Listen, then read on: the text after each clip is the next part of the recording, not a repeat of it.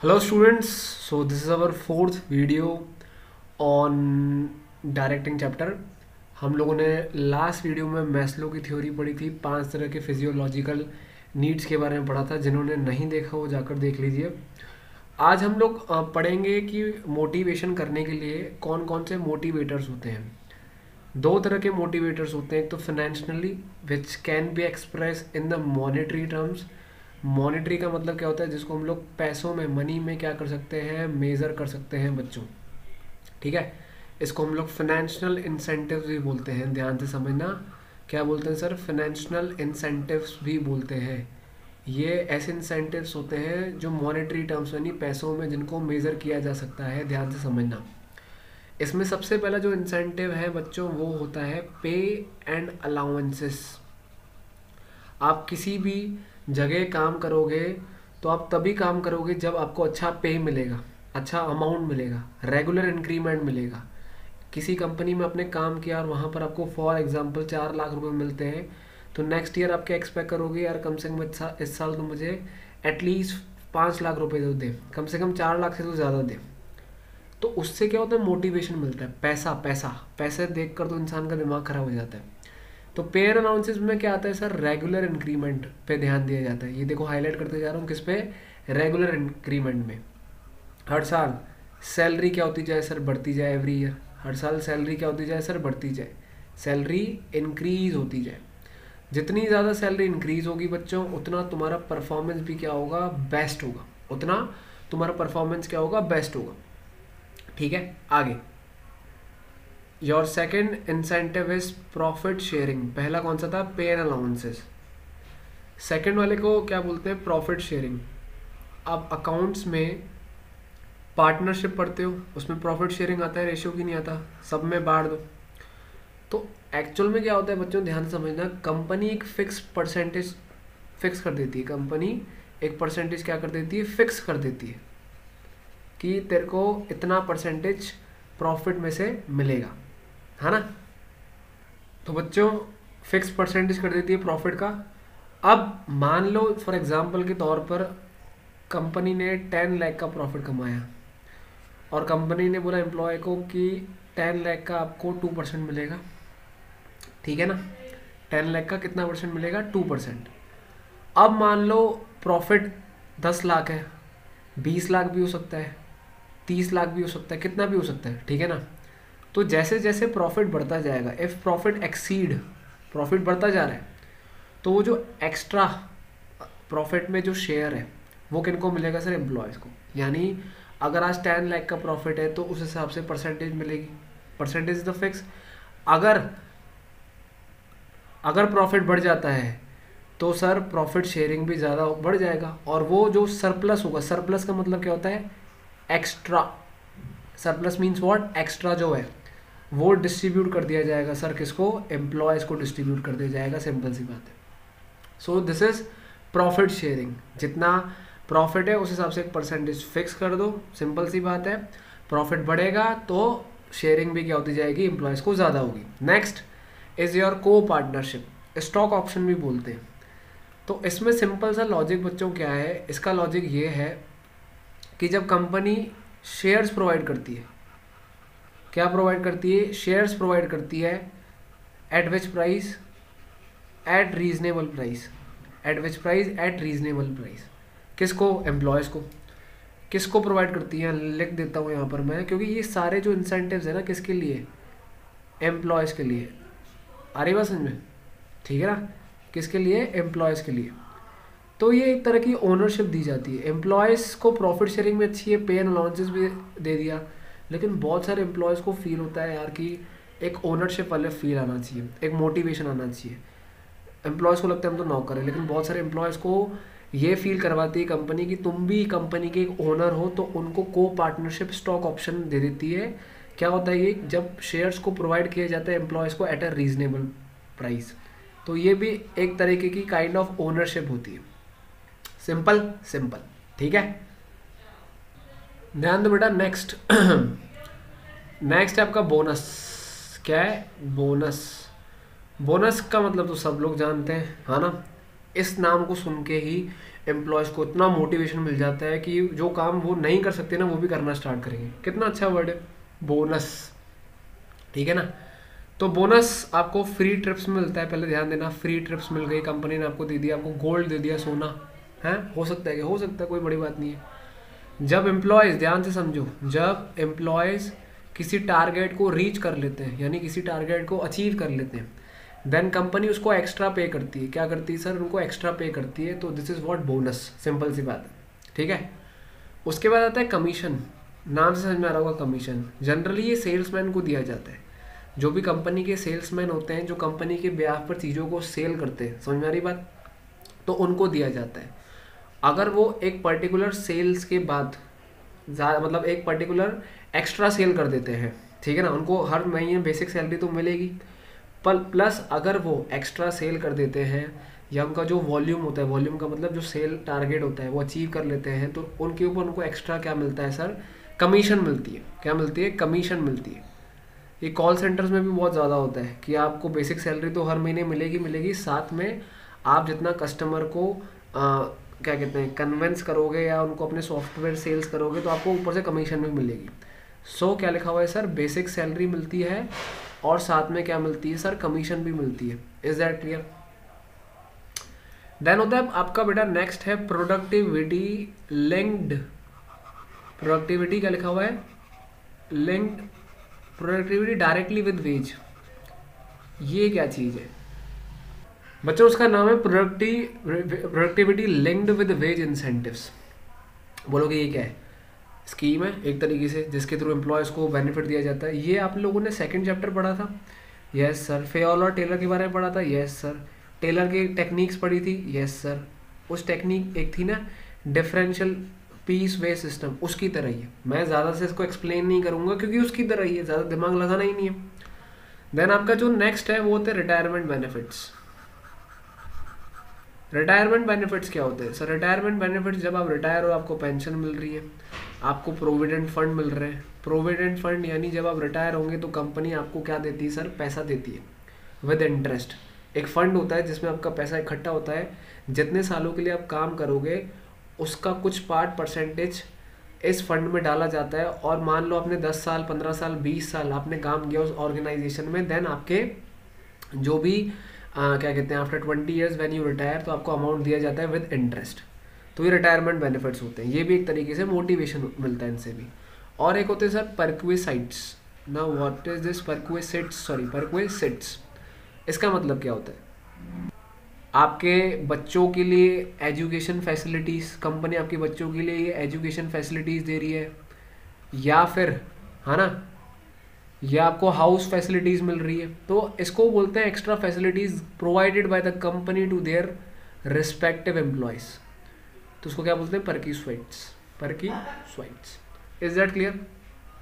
तो ये हो गया हमारा लास्ट वाला परक्विसाइट्स। अब हम लोग नेक्स्ट पे आते हैं सर, ध्यान देना। तो बच्चों अब हैं आपके नॉन फाइनेंशियल इंसेंटिव्स। हमने फाइनेंशियल तो पढ़ लिए, अब हम लोग क्या पढ़ेंगे? नॉन फाइनेंशियल इंसेंटिव्स, ठीक है। इसमें क्या क्या आता है? इसमें स्टेटस आता है। किसकी बात करते हैं? स्टेटस। स्टेटस यानी आपकी कंपनी रैंक आपको बढ़ा दिया, आपको ज़्यादा हाई लेवल पर शिफ्ट कर दिया। आपकी अथॉरिटी यानी आपको पावर दी गई है, आपकी जिम्मेदारी बढ़ा दी गई है, आपके काम को रिकॉग्नाइज़ किया जा रहा है। रिकॉग्नाइज यानी आपको अप्रिशिएट किया जा रहा है। आपका प्रेस्टीज बढ़ा दिया गया, मतलब ठाट वाट बढ़ गए आपके, जिस हिंदी में अगर मैं शॉर्ट में बोलूँ तो। पहले आपका कोई स्टेटस नहीं था, आपको यूं ही माना जाता था, लेकिन अब कंपनी ने आपका स्टेटस क्या कर दिया? आप पहले ना छोटे मोटे मैनेजर थे, अब आप है ना सीनियर कंपनी के मेन डायरेक्टर हो गए हो, तो आपका स्टेटस बढ़ गया। तो इससे भी आपको मोटिवेशन मिलेगा, यस सर, ठीक है, फर्स्ट पॉइंट। दूसरा होता है सर क्लाइमेट। क्या होता है? क्लाइमेट। देखो दो तरह के क्लाइमेट होते हैं, एक होते हैं पॉजिटिव क्लाइमेट। पॉजिटिव क्लाइमेट से एनवायरनमेंट, जिस सराउंडिंग्स में आप काम कर रहे हो उसमें काफ़ी इंप्रूवमेंट आता है और आपको भी काफ़ी अच्छा लगेगा। यानी मान लो आप एक ऑर्गेनाइजेशन में काम कर रहे हो, वहाँ पर आपका जो बॉस है बार बार आपको बहुत कुछ गलत सलत बोलता है, आपके आसपास जितने भी कलीग्स हैं, जितने भी लोग हैं, वो आपको बहुत ज़्यादा क्रिटिसाइज़ करते हैं, जिसके कारण आपका मोटिवेशन लेवल क्या हो जाता है? ख़राब हो जाता है। तो क्लाइमेट यानी अच्छा होना बहुत ज़रूरी है। हमेशा जब भी आप काम करते हो कोई ना कोई आपको डाउन कर देता है और आप अपने पूरा क्या करते हो सर? मेहनत करते हो। तो पॉजिटिव क्लाइमेट जहाँ पर नहीं होता वहाँ पर एम्प्लॉय मोटिवेट नहीं हो पाता। तो वहाँ पर जहाँ पर पॉजिटिव क्लाइमेट नहीं होता वहाँ कौन सा क्लाइमेट होता है, नेगेटिव क्लाइमेट। उससे सारा काम आप जो भी करते हो सब स्पॉइल हो जाते हैं। ये तो हर कोई एक्सपीरियंस करता है। ये सिर्फ जॉब में नहीं होता, ये हर जगह है, चाहे वो फैमिली हो, चाहे वो एक फ्रेंड सर्कल हो। अगर पॉजिटिव क्लाइमेट नहीं है तो उस ग्रुप में, उस एक ऑर्गेनाइजेशन के पार्ट में आपको मज़ा नहीं आएगा। उसके बाद है करियर एडवांसमेंट। क्या है करियर एडवांसमेंट? ये क्या है? आपको प्रमोट किया जा रहा है, आपको हवलदार से इंस्पेक्टर बनाया जा रहा है, आपको अपॉर्चुनिटीज़ दी जा रही है। किसको? आप कौन हो सर? आप हम लोग एम्प्लॉयज़ हैं, ताकि हम लोग फ्यूचर में, इससे हमारा डेफिनेटली है मोटिवेशन लेवल क्या होगा सर, इम्प्रूव होगा। करियर एडवांसमेंट और अपॉर्चुनिटीज़ दी जा रही है। कई बार कंपनीज में अपॉर्चुनिटीज़ नहीं दी जाती, जिसके कारण एम्प्लॉय इंप्रूव नहीं कर पाता, ग्रो नहीं हो पाता। तो ये भी बहुत इंपॉर्टेंट पॉइंट है। एम्प्लॉयज़ को बोला गया, मान लो एक कंपनी में, कि जो एम्प्लॉय बहुत अच्छा काम करेगा उसकी हम लोग सैलरी 2 लाख रुपए कर देंगे। अब कौन काम करना नहीं चाहेगा? हर कोई काम करेगा। तो एम्प्लॉयज़ को अगर एडवांसमेंट चाहिए फ्यूचर में, हवलदार को बोला गया कि अगर तेरे को भाई सब बहुत बड़ा इंस्पेक्टर बनना है तो दिन रात मेहनत कर, चोरों को पकड़ के लेकर आ, तो उसको बोलते हैं करियर एडवांसमेंट। हवलदार पकड़ के भी लेके आया। देन उसके बाद आपका जो नेक्स्ट होता है वो है बच्चों जॉब एनरिचमेंट। देखो, एक ही काम को कर करके जो एम्प्लॉय है ना वो बोर हो जाता है। क्या हो जाता है? बोर। अब मान लो आपका एक ही सब्जेक्ट होता है, इमेजिन करो, वैसे है तो नहीं, बहुत सारे सब्जेक्ट, बोर नहीं हो जाते? तो इसलिए तो अलग अलग सब्जेक्ट्स हैं। तो एक ही काम को, रूटीन जॉब को कर करके एम्प्लॉय बोर हो जाता है। तो एम्प्लॉय को थोड़ी वैरायटी देनी पड़ती है, अलग अलग तरह के काम देने पड़ते हैं। अगर उसको रोज़ डे टू डे एक्टिविटीज़ दोगे तो डेफिनेटली बोर हो जाएगा। उसको और भी काम दो ताकि उसका जो जॉब में इंटरेस्ट है ना वो क्या होता जाए सर, बढ़ता जाए। क्या होता जाए सर? बढ़ता जाए। सिंपल सी बात है। यानी कुल मिला के बच्चों जॉब एनरिचमेंट बोलता है कि एम्प्लॉयज़ को चैलेंजिंग वाला काम दो।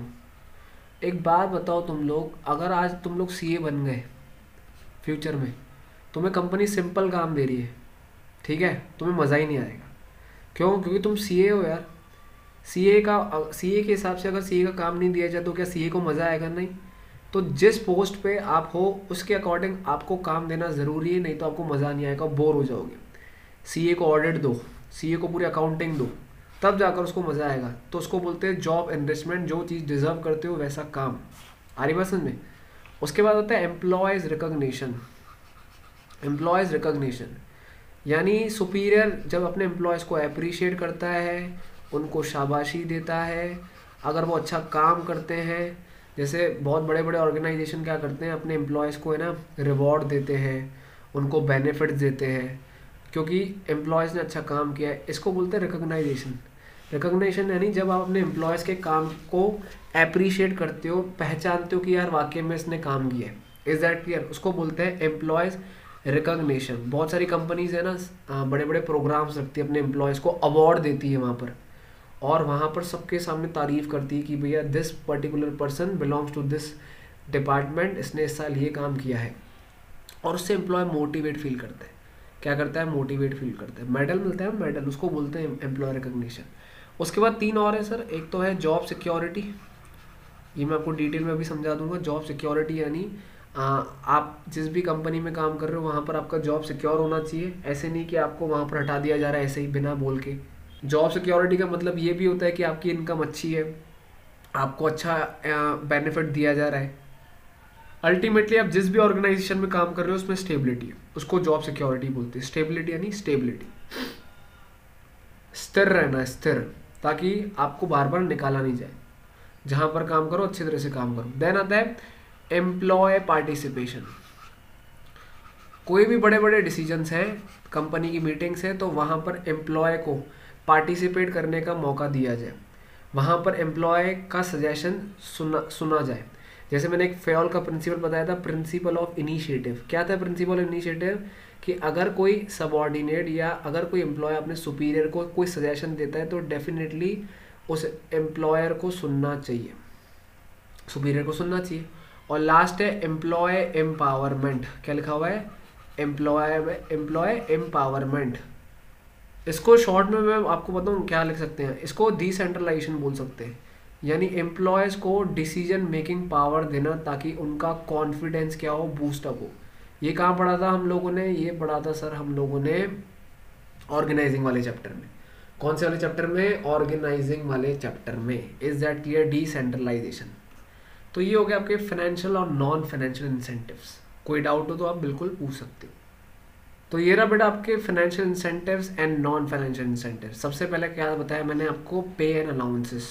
ठीक है, इसमें रेगुलर इंक्रीमेंट होता है, होना चाहिए एम्प्लॉयज़ का एवरी ईयर, उनको अलाउंस दिए जाए।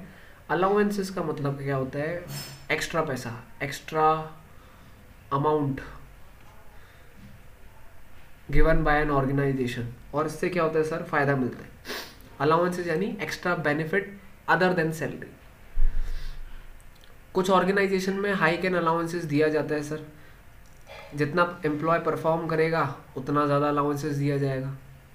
हाइक यानी बच्चों इंक्रीमेंट, एक्स्ट्रा। भाई पहले 2% इंक्रीमेंट था, अब 3% इंक्रीमेंट है, तो हाइक हो गया। हाइक यानी एक्स्ट्रा अमाउंट। और बच्चों अलाउंसेस का मतलब होता है एक्स्ट्रा पैसे दे रही कंपनी, जैसे कार के अलाउंसेस। आप मान लो आपका जो ऑफिस है कंपनी से 5 किलोमीटर की दूरी पर है, तो कंपनी आपको, आप ऑटो से आते हो तो कंपनी आपको उस ऑटो के पैसे दे रही है, तो this is allowances. Car allowances यानी आप टैक्सी में आते हो, कार में आते हो, उसके पैसे दे रही कंपनी। ठीक है ना, आपको तभी पैसे मिलेंगे जब आपकी परफॉर्मेंस अच्छी होगी। इंक्रीमेंट और अलाउंसेस आपकी एबिलिटी के ऊपर डिपेंड करता है। तो ये आपका पहला बताया था। दूसरा बताया था सर प्रॉफिट शेयरिंग। यस, तो जो ऑर्गेनाइजेशन है ऑफर करता है सर, प्रॉफिट में शेयर देता है अपने एम्प्लॉयज़ को ताकि एम्प्लॉय और अच्छी तरीके से काम करे। ऐसे स्कीम में होता क्या है, कंपनी एक फिक्स परसेंटेज फिक्स कर देती है प्रॉफिट में, है ना, कितना मिलेगा। अगर प्रॉफिट बढ़ जाता है, ठीक है ना, परसेंटेज से, तो एक्स्ट्रा एम्प्लॉयज़ को सरप्लस प्रॉफिट दिया जाता है। सरप्लस का मतलब क्या होता है? एक्स्ट्रा अमाउंट दिया जाता है और वो एम्प्लॉयज़ को डिस्ट्रीब्यूट किया जाता है।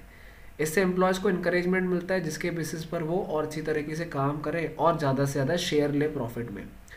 फिर मैंने आपको बताया था को पार्टनरशिप या स्टॉक ऑप्शन, जो तीसरा है आपका। इसमें क्या होता है सर? इसमें शेयरिंग, देखो कई बार एम्प्लॉयज़ को लगता है कि यार हमें शेयरिंग तो मिल रही है लेकिन ओनरशिप राइट नहीं मिल रहा। काफ़ी सारी कंपनीज एम्प्लॉयज़ को मैनेजमेंट में पार्टिसिपेट करने का मौका देती है और प्रॉफिट भी देती है। एक तरीके से ये इंसेंटिव होता है ताकि एम्प्लॉयज़ एफिशिएंट तरीके से काम करें।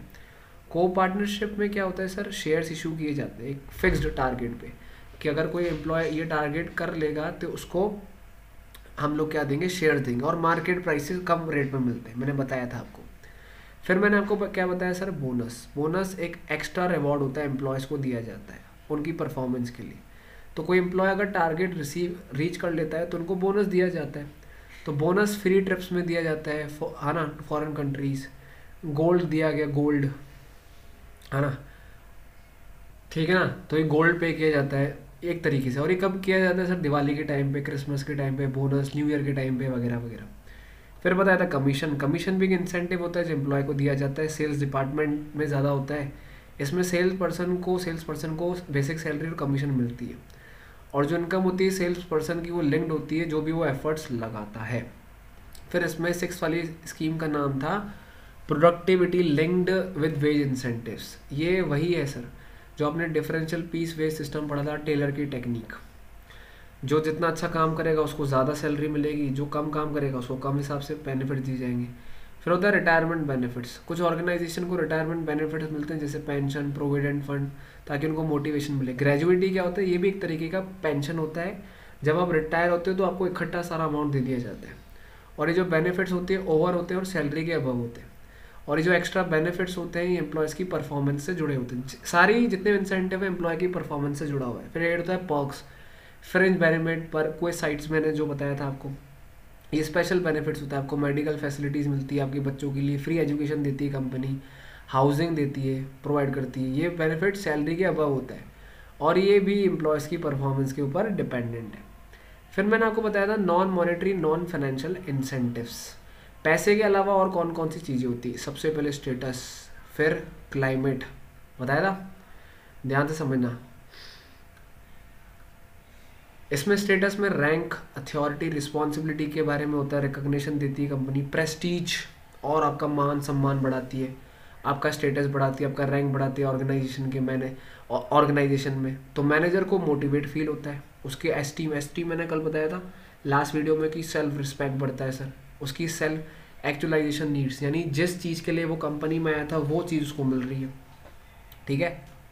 उसके बाद होता है sir career advancement. Manager provide करते हैं सर एम्प्लॉयमेंट अपॉर्चुनिटीज़, किसको सर, एम्प्लॉयज़ को।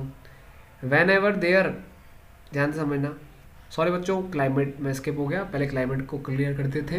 क्लाइमेट यानी अच्छा एटमोसफेयर, और इसका डायरेक्ट इन्फ्लुएंस पड़ता है मेंबर पे।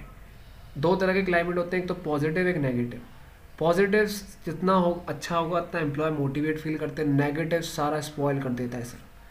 नेगेटिव अप्रोच, नेगेटिव एनवायरनमेंट पूरे क्लाइमेट को डिस्ट्रॉय कर देता है। तो क्लाइमेट होना भी बहुत अच्छी बात है, उससे एम्प्लॉय आगे बढ़ेंगे। बस मैं आपको रीड करवा रहा हूँ क्योंकि मैं आपको डिटेल में समझा चुका हूँ।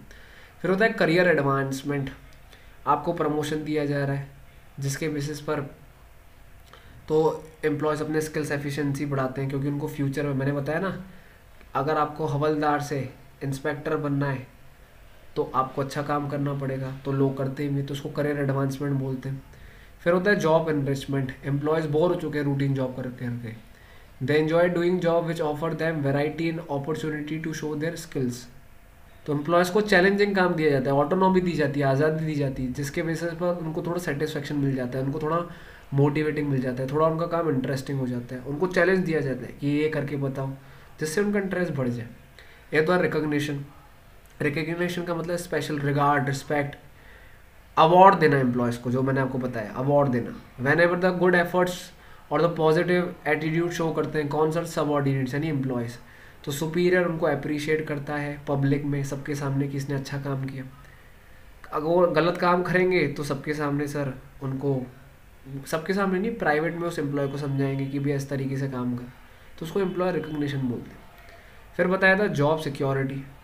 जॉब सिक्योरिटी यानी एम्प्लॉय और ऑर्गेनाइजेशन के बीच में एक बॉन्ड होना चाहिए, एक एग्रीमेंट होना चाहिए, ताकि एम्प्लॉय को फ्यूचर में कोई धक्के खाने नहीं पड़े। जॉब सिक्योरिटी सेफ्टी देती है किसको सर, एम्प्लॉय को।